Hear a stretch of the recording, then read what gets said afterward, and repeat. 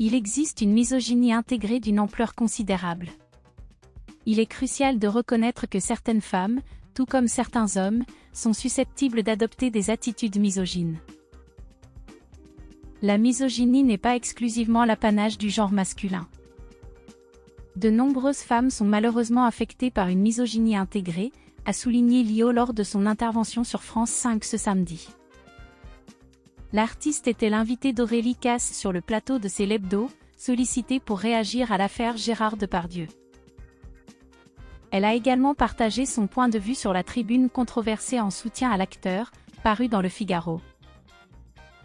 Les femmes qui ont apposé leur signature sur cette tribune sont des femmes de caractère. Cela met en lumière une norme sociétale qui impose aux femmes d'être perçues comme résolues et inébranlables.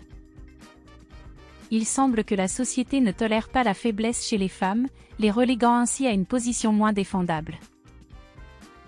Comme l'a brillamment exprimé Isabelle Carré, « Je ne suis pas la première à soulever cette question », a souligné Lio.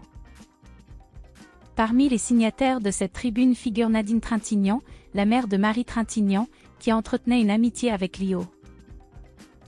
Ultérieurement, 6 personnalités ayant signé la tribune ont fait marche arrière ou émis des critiques envers ce texte rédigé par un homme d'extrême droite.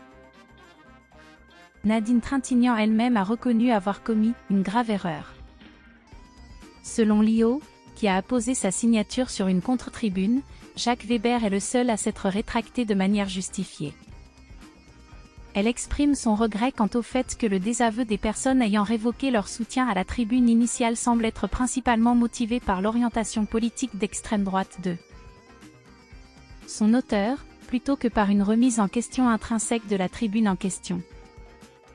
Lio soutient ainsi que la tribune en elle-même est regrettée, indépendamment des affiliations politiques de son rédacteur.